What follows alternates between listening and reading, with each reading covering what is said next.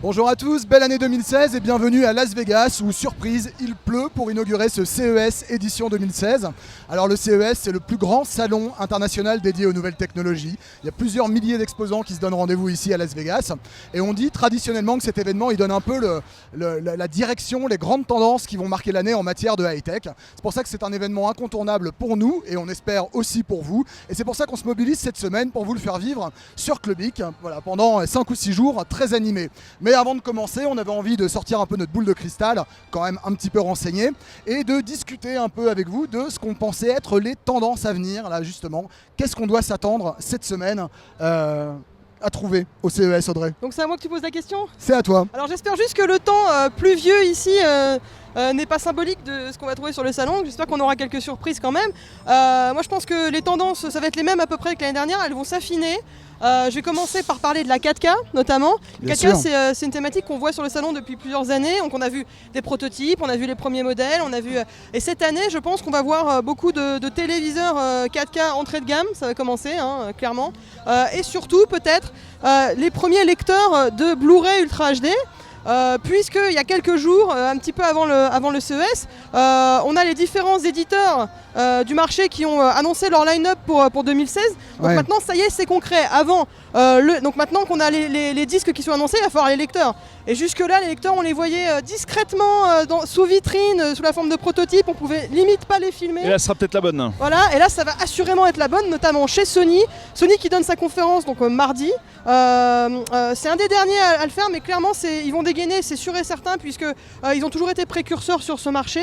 Donc voilà, je pense que cette année, au CES, Ouais. on va peut-être même avoir des prix pour les lecteurs. Donc, C'est-à-dire qu'on avait déjà les télé 4K mais il manquait du contenu à part quelques rares offres de streaming. Maintenant on va enfin avoir les films et on devrait avoir aussi cette année la démocratisation des technos type HDR et gamut de couleurs étendues avec le Rec 2020 sur les modèles haut de gamme. Donc un travail sur la qualité de l'image. Toi de ton côté Polo, qu'est-ce que tu attends ou qu'est-ce que tu espères de ce Alors CES? moi, de mon côté, ce que j'attends, c'est un petit peu original en fait. Il y a deux choses et qui concernent toutes de la domotique. Alors tout d'abord, un portier de chez Fibaro. Alors qu'est-ce que c'est qu'un portier domotique? Eh bien, c'est un appareil que tu branches sur ton portail en fait chez toi ou ta porte d'entrée de ta résidence principale, de ta maison. Et il y a une petite caméra à l'intérieur. Et en gros, quand un livreur vient ou n'importe qui vient chez toi et qui sonne, ça peut sonner sur ton téléphone mobile. Ouais. Et là, libre à toi d'enclencher une visioconférence, quoi, par exemple. Et si tu as vraiment câblé le truc comme il faut, même d'ouvrir la porte directement à distance pour dire, voilà, déposez-moi le colis sous le Porsche parce qu'il pleut, etc., etc. D'accord, donc on avait les webcams qui permettaient de faire ça, type Netatmo et tout. Toi, Voilà. là, ce que tu espères, c'est la box, c'est la plateforme qui va permettre de centraliser tout ça et de rendre la maison vraiment intelligente. Alors voilà, là je parlais juste du portier, donc ça c'est un accessoire pour une box qui existe déjà de Fibaro. Et par contre au niveau des box domotiques, il y en a une nouvelle qui devrait être montrée, mais cette fois du côté de Zipato, un autre acteur du marché assez important. Et donc là j'attends de voir ce que ça va apporter par rapport à la précédente, quoi. Ah, toi t'es pas du tout dans les tendances en fait, t'as déjà fait ton marché. Je pense que c'est quand même une forme de tendance, quoi, la domotique, ou alors au moins une tendance en devenir. On à va les minima. passionner. Bon, en tout cas, ce qui est sûr, c'est que ça sera certainement une tendance, au moins d'un point de vue industriel, puisqu'il y a déjà des mouvements de fond, notamment chez Samsung et chez LG, qui eux aussi, évidemment, veulent devenir un peu le hub de la maison connectée. Et donc, il y a un véritable enjeu industriel. Ouais. Donc, on aura des annonces probablement assez structurantes. Et puis, on aura toutes les startups et toutes ces petites boîtes qui, évidemment, rêvent de percer dans cet univers-là. Y compris du côté des FAI, puisque Orange, la Livebox, il y a des Livebox compatibles Z-Wave, donc qui te permettent d'associer ce genre d'accessoires, quoi. Donc tout type de détecteur et ce fameux portier qui va peut-être bientôt arriver. Tout à fait, tout le monde rêve à la maison connectée. Audrey, est-ce qu'on va retrouver la même chose dans l'univers de la santé et du bien-être, qui est une tendance qu'on suit depuis plusieurs années déjà? Moi j'aimerais bien qu'il y ait des écosystèmes concrets, très larges, annoncés en matière de mesures de soi, comme il y en a pour la domotique depuis quelques temps déjà. Honnêtement, je ne sais pas trop ce qui nous attend sur ce marché. C'est sûr et certain qu'on va trouver des nouveaux objets connectés pour la mesure de soi cette année, c'est sûr, parce que de toute façon il y en a chaque année. Après, de là à dire que ça va être des écosystèmes ouverts, ça j'en sais rien. Par contre, ce qui est sûr, c'est qu'on va voir émerger peut-être plus concrètement cette année certains objets de mesure de soi, mais au sens un peu plus large, comme par exemple les vêtements connectés. Il y a des startups, notamment des startups françaises, qui sont présentes cette semaine sur le CES et qui vont montrer des vêtements connectés. Alors il y en a tous les ans depuis quelques années, mais là normalement en 2016 ils devraient concrètement arriver sur le marché. Donc voilà, on espère des prix, on espère voilà, des choses qui sortent un peu plus de l'ordinaire. Je signe pour le bonnet connecté là tout de suite maintenant. En tout cas, on espère surtout qu'il y a des objets qui vont trouver de véritables débouchés, parce que c'est vrai que depuis plusieurs années, on voit il y a plein de startups de l'univers hardware qui viennent présenter des appareils connectés au CES. Il y en a beaucoup qui sont très insolites, très amusants quand on les découvre, mais dont on se demande s'ils ont un réel intérêt. Soyons honnêtes. Et là, effectivement, vu que tout cet environnement, toute cette émulation se traduit par des lancements commerciaux en 2016, en tout cas c'est ce qu'on attend. Donc on verra quelles seront les vraies réussites dans tout ça. Et on aura, je crois, 190 startups françaises, principalement dans l'univers du hardware, à suivre cette semaine. Il y en avait 160 l'année dernière, donc ça ne va qu'en augmentant. Voilà, encore plus l'excellence française représentée sous le label French Tech, qui fait l'objet de beaucoup de marketing en ce moment. Est-ce qu'on a des choses à attendre du côté de la réalité virtuelle aussi? Alors oui, évidemment, la réalité la virtuelle, question est rhétorique. Ça va être une des tendances claires et nettes de 2016. Il n'y a même pas besoin du CES en fait pour le dire. Après, on sait Oculus a lancé les précommandes de l'Oculus VR lundi. En version finale cette fois, enfin. Finale, voilà.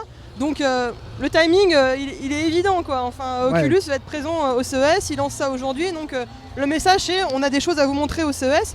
Reste à savoir si nous, on pourra aller les voir, parce que chez Oculus c'est toujours un petit peu compliqué. Mais au-delà d'Oculus, il y a HTC notamment avec le Vive, qui a annoncé en fin d'année 2015 avoir fait une découverte majeure sur son produit, motivant l'entreprise à reculer la sortie du HTC Vive. Wow. Est-ce qu'ils vont montrer des choses au CES? Sans doute, en tout cas il y aura des annonces, c'est clair et net. Après on peut également s'attendre à voir sur des plus petits stands des applications réalité virtuelle. Bon, les jeux ce sera plus pour le 3 je pense, mais voilà, des accessoires aussi, des manettes, des contrôleurs dédiés à ça. Donc je pense qu'effectivement on va peut-être pas voir forcément des nouveaux casques, parce que c'est vrai que déjà moi j'ai l'impression que le marché il y en a vraiment, il y en a énormément voilà. déjà. Ouais. Mais maintenant il va y avoir toute la problématique autour de l'écosystème réalité virtuelle, et le CES je pense va être l'occasion de découvrir de nouveaux produits. Voilà. Ouais, en matière de contrôle notamment, il y a effectivement des rumeurs comme quoi quelques périphériques un peu innovants pourraient être montrés. Et si 2016 doit être l'année effectivement où la réalité virtuelle démarre, il va falloir que l'écosystème se mette en place, et ce sera intéressant à suivre. Voilà. Après, est-ce que ce sera un vrai carton commercial? Là, c'est l'année qui nous le dira. Et puis dans les autres tendances à suivre, il y aura évidemment la voiture. Cette année, il y a une dizaine des grands constructeurs qui viennent au CES, donc ils occupent quasiment un hall à eux entier maintenant. Et il y a évidemment des tas d'annonces à attendre du côté de la voiture autonome, la fameuse, celle Bien qui sûr. un jour conduira toute seule, la sécurité, le divertissement à bord. Il y a déjà beaucoup de promesses chez Mercedes, chez Audi, chez BMW, General Motors. Ça implique maintenant les sociétés de VTC et autres. Tout cet environnement réfléchit à la voiture de demain. Mais il y a aussi des gens qui prennent le problème un peu par l'autre bout de la lorgnette. Avec des solutions qui peut-être n'impliqueront pas forcément de se racheter une berline à 30 ou 50 000 euros. Bah faut espérer, oui. En fait le truc c'est que c'est toujours bien et beau pour les amateurs de voitures de voir des concept cars, des voitures futuristes, des prototypes, et tout ça c'est génial forcément. Mais quand tu veux ça sur ta Clio, voilà, c'est ça, quand tu as une voiture normale de papa, comment tu fais quand t'as une voiture, quand tu veux connecter ta voiture? Et ça je pense que ça va être une des tendances très fortes de cette année au CES, c'est comment connecter sa voiture en fait, sans dépenser des dizaines de milliers d'euros. Donc là on va avoir des entreprises clairement qui vont montrer des produits allant dans ce sens, et on a peut-être des surprises à attendre aussi du côté de constructeurs français d'accessoires. Voilà. Bien. J'en dis pas plus, mais je pense petit que teasing. La voiture, clairement, ça va être un des sujets phares, jeu de mots, Évidemment. pour le CES. Super, pour le sujet pour lequel Romain nous rejoint ce soir, histoire de couvrir ça au mieux. Voilà, bon, il y aurait encore sans doute beaucoup d'autres choses à dire. Tu voulais un dernier petit mot, Polo, pour la conclusion? non mais là tu sais la pluie commence à venir, donc on va peut-être conclure. La pluie commence à vraiment à s'intensifier. C'est bien beau de venir dans le désert pour rencontrer la pluie. On va terminer. Évidemment, il y aura énormément d'annonces dans l'univers du PC, dans l'univers de la mobilité, dans l'univers du sans fil. Enfin, il y a vraiment déjà des tas de choses d'ailleurs que vous pouvez déjà retrouver sur Clubic. On va tâcher en tout cas tout au long de la semaine de vous faire vivre ça au mieux depuis Paris, Lyon et Las Vegas. On vous souhaite une très bonne semaine de CES sur Clubic et on vous dit à très vite. À ciao. Salut!